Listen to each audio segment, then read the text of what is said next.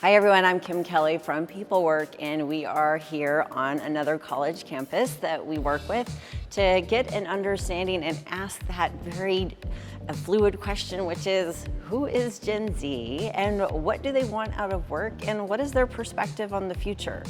Well, most people don't know that a Gen Zer had the latest that they were born was after 1996. That means they've been cutting their teeth on practicing how to be an adult for about 7 to 10 years. And the oldest is just about to turn 26. Most people also don't know that Gen Zers are the most ethnically diverse.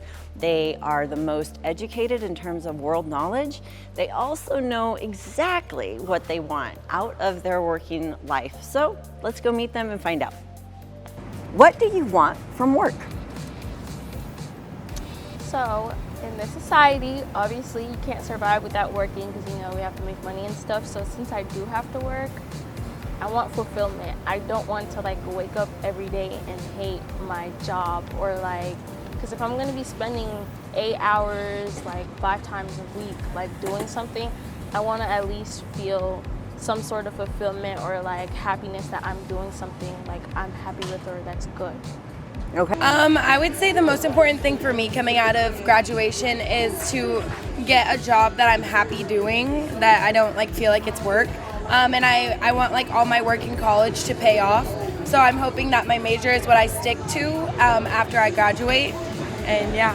Yeah, I agree. I don't want to have to switch up my major and then have to take retake different classes. I hope I like psychology and stick with it. And I want to go pre-dental right now. So hopefully I think I would say for me a few different things. It's probably one of the reasons why I chose to go in the medical field in the first place is I just want some kind of fulfillment in what I do.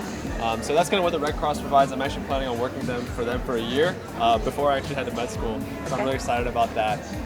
But yeah, that's the main thing for me. I just kind of want to have some kind of tangible impact in whatever I do, and I hope whatever place I work can provide me that kind of opportunity. I mean, I kind of agree with what Rohan says. Fulfillment is probably one of the most important things for me when it comes to work after undergrad. So again, going into the medical field is an important part of what I do right now, and also volunteering with the Red Cross, providing CPR training is also a big part of getting that fulfillment. Just like them, fulfillment is very important to me, and I plan to continue with any volunteer work that I'm already doing right now. And I plan to put my EMT certification to use and probably pick up a job and get some confidence going into the medical field. Okay, I'm going to give you a couple of options, and you just tell me which one is the most important for you. Is it reaching income goals for your work life, reaching your impact and purpose goals, reaching your knowledge and proficiency, meaning you just want to be an expert and known for being an expert at that thing, or reaching connection goals? For me, being in business, I feel reaching connection goals would be most important because in the business world, I feel it's such a small world, so it's easy to get connections and get higher up in whatever company you're in. So mine would be connection. Mine would, I think, also be connections. Connections is something that you can use throughout your entire life. So I think building connections is really, really important. Okay.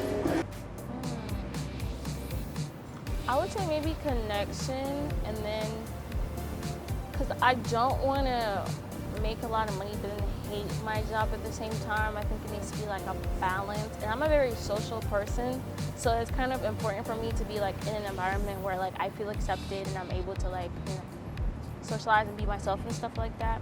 But income is very important because student loans, you gotta pay them back. Do you just pick only one? Only one. Oh wow, that's crazy. Knowledge is being sought after for my knowledge is definitely very cool, but I would actually probably say for me it's impact.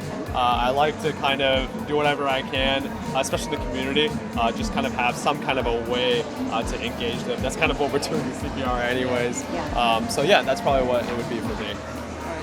I think for me, impact is really important, but I feel early on in my career, I want to become as knowledgeable as possible first, become a reputable expert in the field, and then that way I can use my experience to have more of an impact later on in my career.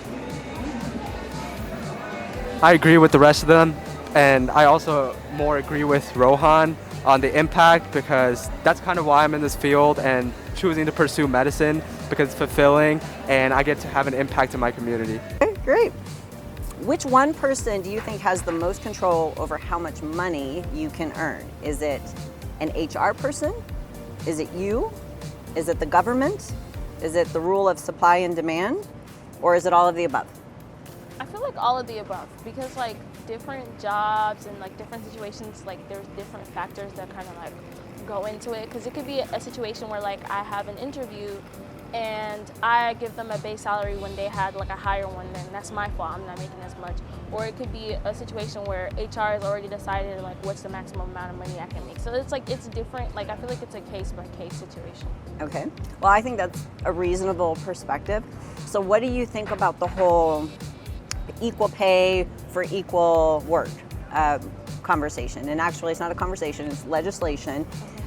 It's something that has been moving for a long time, Equal Rights Amendment, and it's just basically saying that if you do similar work to somebody who's a different gender or a different ethnicity or background, Yeah. that why don't you get paid the same? What do you think about that? I think everybody should be paid the same, because it doesn't make sense, because I feel like stuff like intelligence is very hard to measure. You can't say, oh, this person did it smarter because they did it in this X amount of time. If we're doing it for the same amount of time, it doesn't really matter at the end of the day, because like we're doing the same exact job. So I feel like it is important to like make sure that people are being compensated accurately, because I feel like in the past in history, a lot of minorities were not compensated the way they were supposed to. They were overworked, like they were literally undervalued while being overworked. And I feel like it's really, really important now to like kind of like maintain that. Because especially for me, because I'm a double minority. I'm Black and I'm a woman. So it's like I'm always having to like make sure that I'm going into spaces and I'm being treated the way that I need to be treated, and that includes being paid what I deserve to be paid. I feel like it's all of the above, but like me specifically, yeah. like I think it's up everything. to how much work you put in. I feel like. What you put in is what you'll get out of it. So. So level of effort. Yeah. Level of effort. Yeah. What is it? Chase the bag. Yeah. All right. What is the one thing that you can do now that will influence what kind of work life you have in the future? I think your work ethic right now, like if you're on top of your schoolwork, It sets going the to tone. class, it literally, it'll set the tone for the rest of your life and Yeah. like build habits that you'll keep. Okay. What about voting? Does voting play a role in what kind of work life you're going to have? Yeah, because like if you put your impact in what you think, like forever, whoever you vote for, then that is making an impact on ultimately like your life and Yeah. like how much money you make, and so like whoever you vote for makes a difference. I agree, but I'm not very knowledgeable about Yeah. all the candidates and all that. But like, especially at UTD, I've been hearing a lot more about it, and like Yeah. they even had speakers come in and talk to us and like Oh, that's get good. us to registering to vote. So hopefully, I'm gonna start getting into it. What is the one thing that you can do now that will influence what kind of work life you have in the future?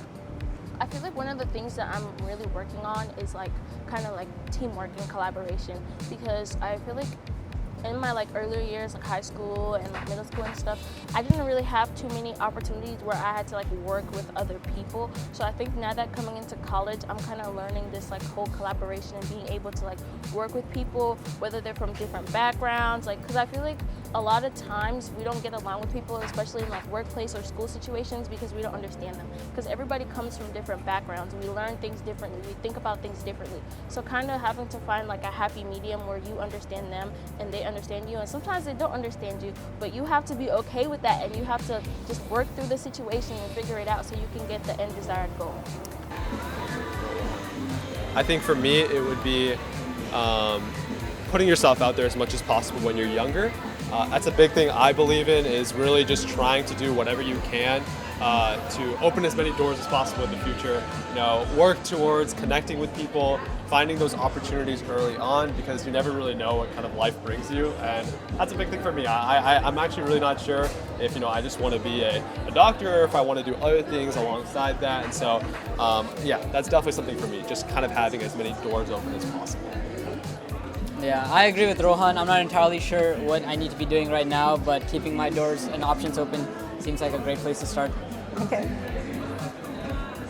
Yeah, I agree with the rest of them too. And I forgot what I was gonna say actually. Yeah. Well, that's okay. I'm gonna give you something else to respond to, and if it comes back to you, Okay, you can, yeah, I you got can it. say. So go ahead and hold on to Okay. that. What do you think voting does to your future opportunities for work?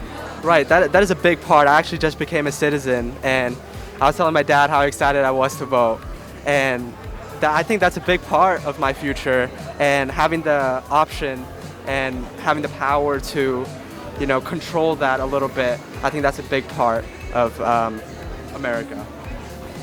Yeah, kind of just going off what he said, civic duty probably is a big thing for me. I know, especially for the younger generation, it's kind of hard to really understand what you're doing. Oh, I'm just one person. Is my vote really going to make a big difference? But I think it's really the effort that counts, and also kind of telling your peers about the opportunity of voting and letting them know that it is something they can do, because that's really kind of where that change happens. So yeah, I think the voting is definitely a very important thing, and it's definitely something I try to actively participate in as much as possible.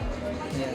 And even if it feels like you don't really have an impact at a national level, there's voting actually happening today for the school. They're voting to renovate the student union. So that's an important part of our decision right now, and there's a lot of things that come with that. So it's important to keep in mind what exactly these things change. Yeah, because if you put your impact in what you think, forever, whoever you vote for, then that is making an impact on ultimately your life and like how much money you make, and so whoever you vote for makes a difference. I agree, but I'm not very knowledgeable about all the candidates and all that. But especially at UTD, I've been hearing a lot more about it, and they even had speakers come in and talk to us and get us to registering to vote. So hopefully, I'm going to start getting into it. Voting is very important, and in the past, I think my sort of age range of people have not really participated. But I think within the last elections, we've actually seen how much of an impact it makes to vote. Because I feel sometimes people think oh, I'm just one person. But it's if 20,000 people are thinking I'm just one person, that makes a huge difference. And I feel sometimes we do complain about things that goes on in legislature, but then we don't vote to get the people that we want in there. So it's important to vote for the things that you want, because you can't just sit around and complain if you're not going to take action, because we can take action now. Your last questions are all fun questions. So I asked you a lot of questions so that we could get to know you and your perspective, because you are part of Gen Z. So I want to know how much you know about my generation, which is Gen X. Oh God. So I don't even know how to name. what age is the oldest Gen X person? 82, 57, or 42? I think 57. I think 57. Ding ding, you are correct. Hey. And the youngest is 42. 57. Oh, you're right. Okay, great. You're so far you're on a good track. I'll go 57. 57. I'll go 42. 2 out of 3. Who was the #1 YouTube of 1980? The #1 YouTube of 1980. Was there even YouTube in 1980? Oh my gosh, she's so right. She's on the money. So 2 for 2. No. YouTube? Yeah. I don't think there was YouTube in 1980. Smart answer. No. YouTube was launched in 2005. Was there even YouTube? Good question. Oh, wait, you're That's right. the right thing. No way.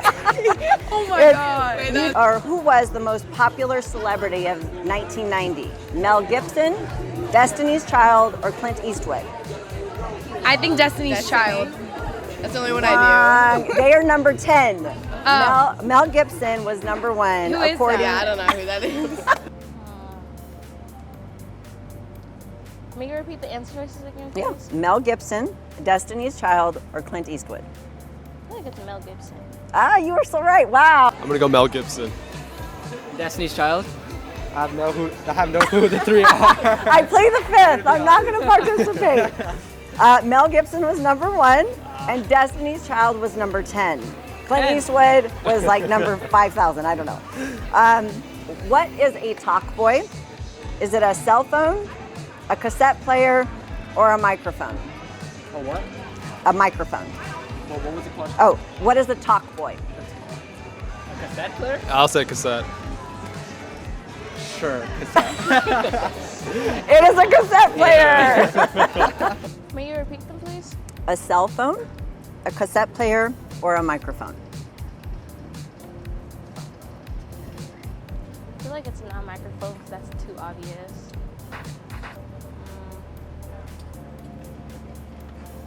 I would say a cassette player. A cassette player? Yeah. Yes! She got him. Cassette player, I think. Good job. I know. Not bad. Thank you, ladies, so Thank much you. for giving us your time and your opinion. It's been Thank great. you.